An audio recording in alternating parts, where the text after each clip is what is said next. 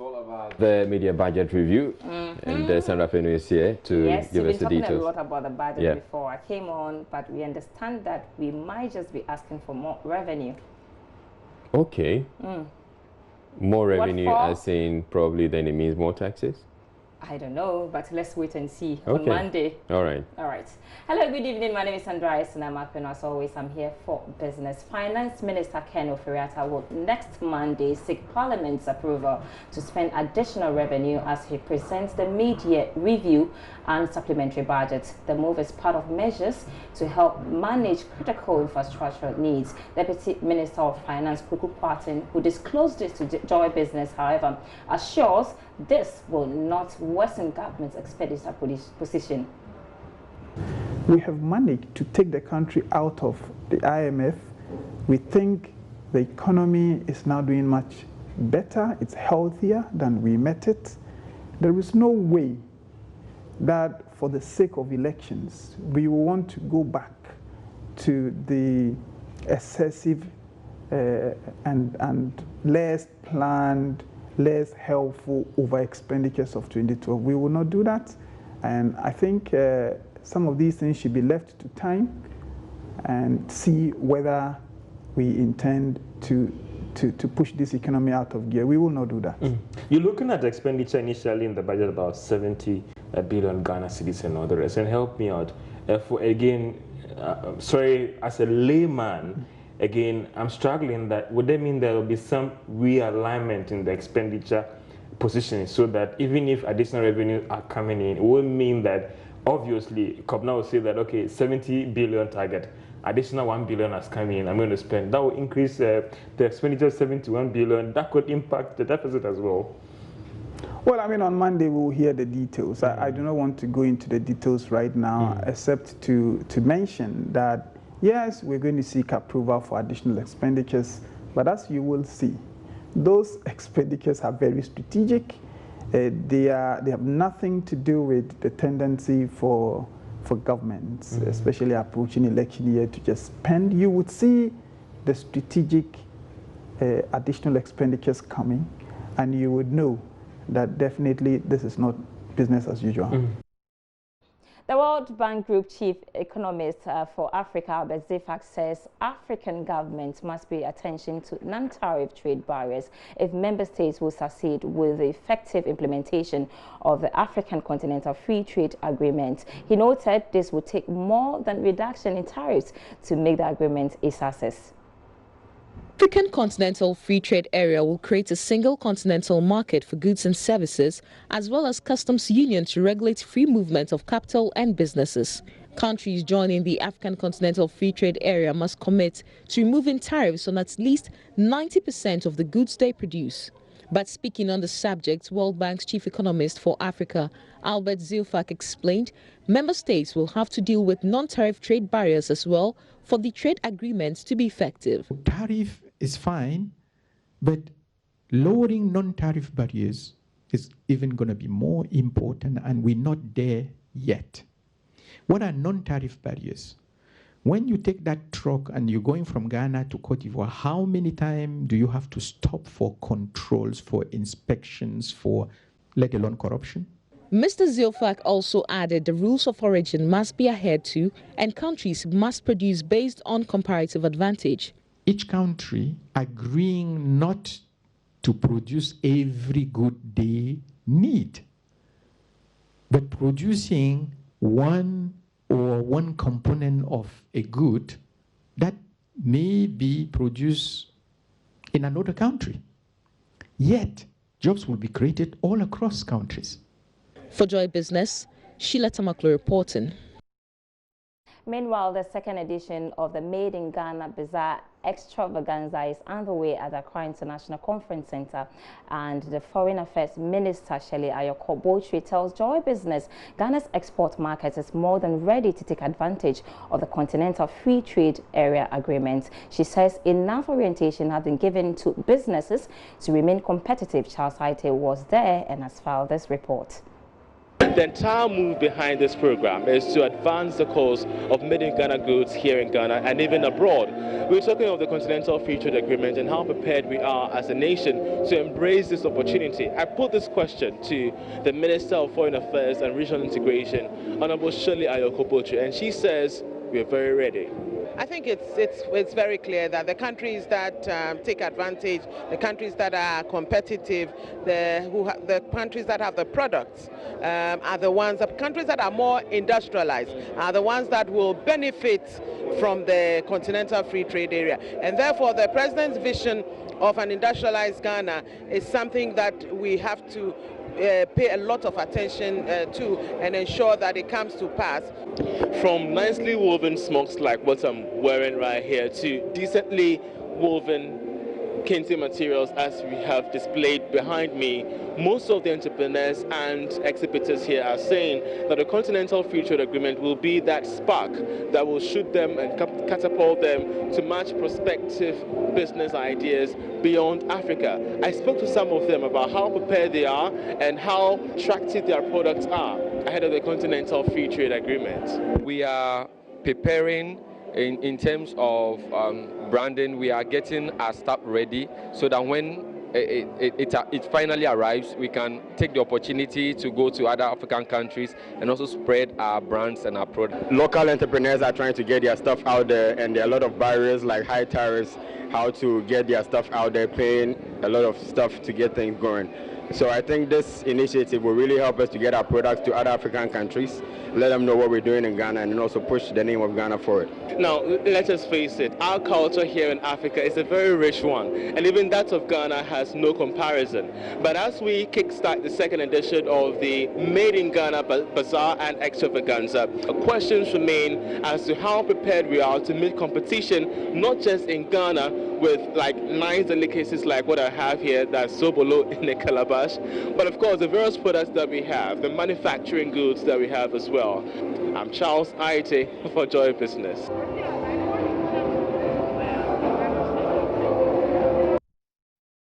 Of the 2019 Joy News Habitat Fair are promising affordable and exciting deals for customers as the fair officially launches today. The theme for the 10th edition of the fair is Rethinking Building Technology and Ghana to give true meaning to affordable housing. Karen Dodo has more in the following report. The 2019 edition of the Joy News Habitat Fair, like previous editions, is aimed at bringing together experts and companies in the housing sector to proffer solutions to the housing needs of Ghanaians. This year, the first mini clinic of the fair will take place on the 3rd and 4th of August 2019 at the Achimota Mall, with the second mini clinic following at the West Hills Mall on the 17th and 18th of August 2019 from 8 a.m. to 8 p.m. Usual partner of the Habitat Fair, Elegant Homes and Construction Limited, has assured of their regular support to make the fair a one-stop shop for affordable housing needs. Dorothy Kwashi is the Executive Director of Elegant Homes and Construction Limited. I'll entreat or encourage all prospective homeowners to, as usual, expect our 10% discounts, expect our freebies where we give remote control garage, remote control gates and doorbells and others for Habitat Fair. This year is going to be great. Come and be part of our dream. For new entrant Supersem Cement, the fair will be a platform to showcase the best to Ghanaians.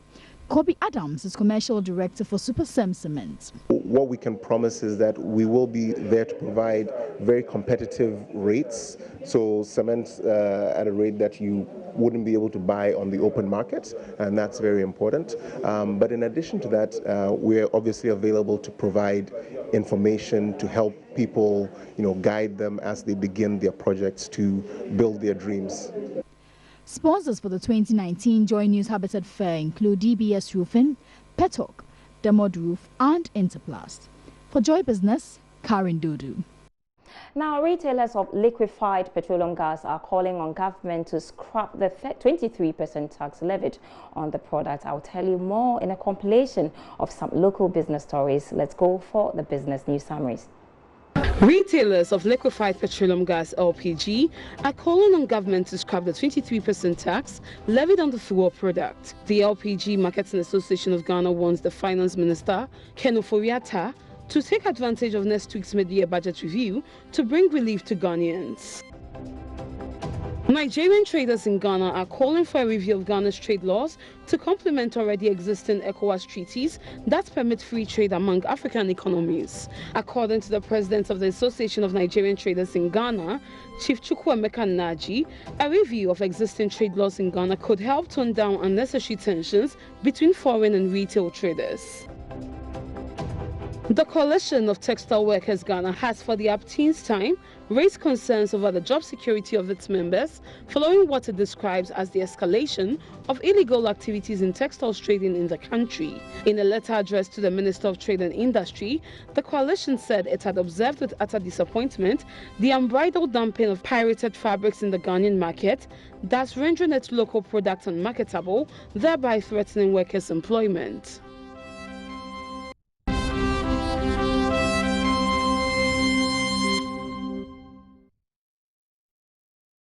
Hello again and welcome back to Business with me, Sandra Essina Mapenu. And as you may be aware by now, Ghana is offering Africans in the diaspora the opportunity to return home.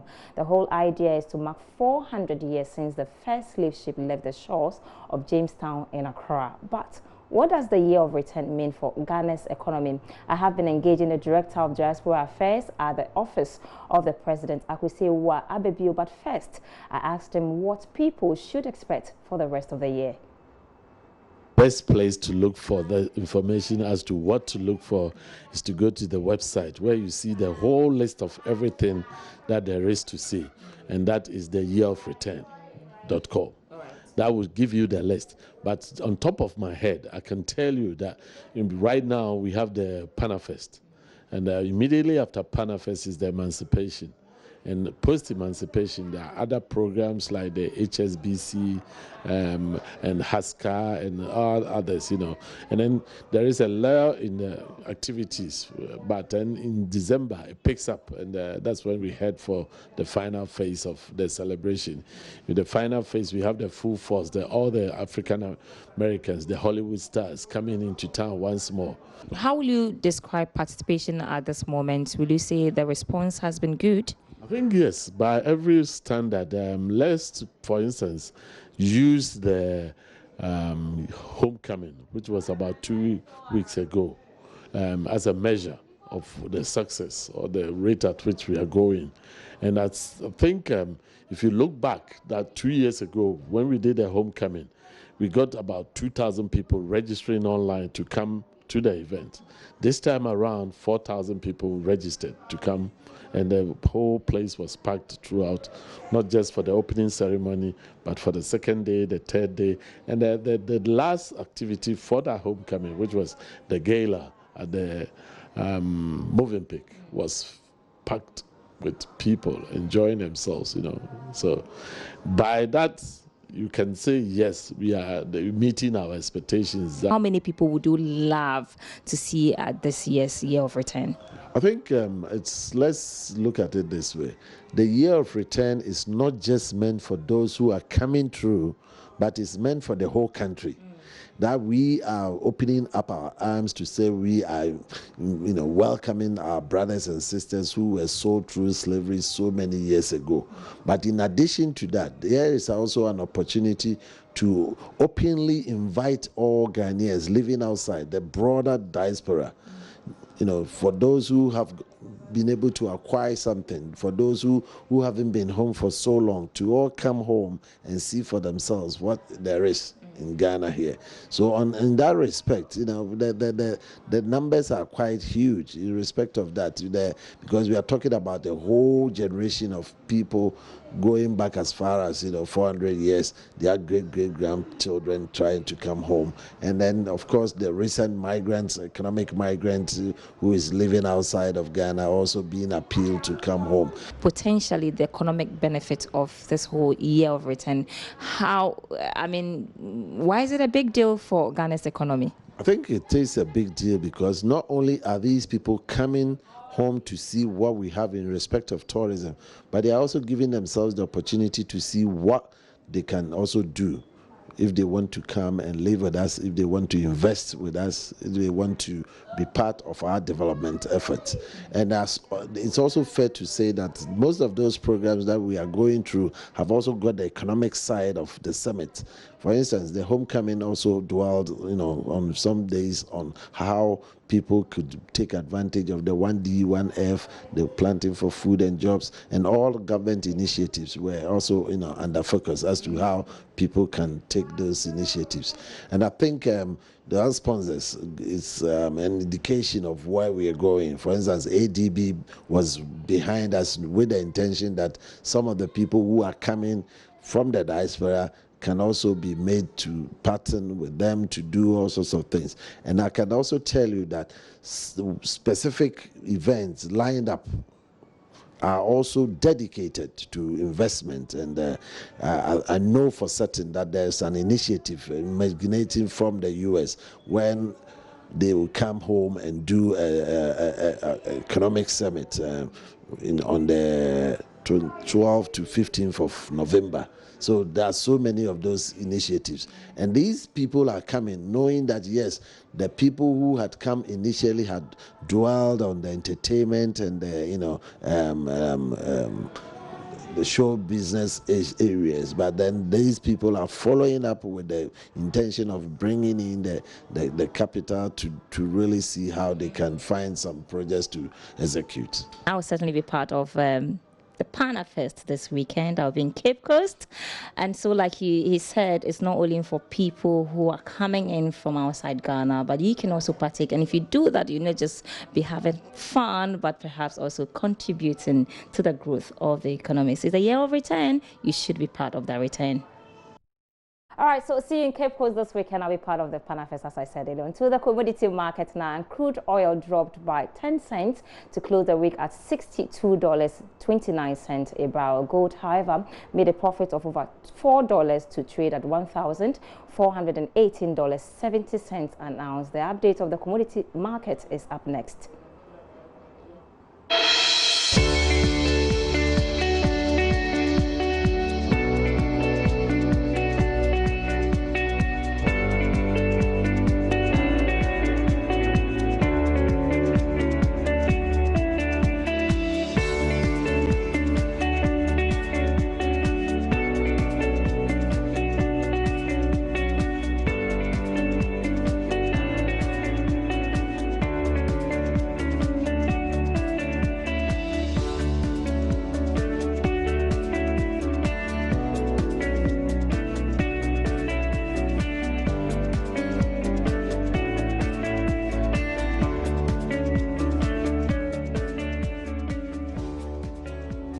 In other news tonight, British Airways to resume flight to Cairo on Friday after services to the Egyptian city were suspended for a week due to security concerns. Details plus more in international business news. Will resume flights to Cairo on Friday after services to the Egyptian city were suspended for a week because of security concerns. In a statement, the airline said it had reviewed security arrangements and would restart flights. No further detail was provided on the nature of the security issue. German airline Lufthansa also cancelled flights to Cairo on Saturday but resumed services one day later. 4 major car makers have struck a deal with California on fuel efficiency rules despite an attempt by the Trump administration to strip the state of the right to set its own standards to fight climate change. California negotiated with Ford, Honda, Volkswagen and BMW and Secret. Along with a dozen other U.S. states, it has vowed to enforce stricter Obama-era emission standards. Parent Alphabet and the online retail giant Amazon have both reported a near 20% rise in revenues for the latest quarter. Alphabet said advertisers were spending more on its search and YouTube services. However, Amazon reported profits that were lower than expected as it invests to speed up delivery times. Both firms are under scrutiny from authorities in the U.S. over their market's dominance alongside other tech firms.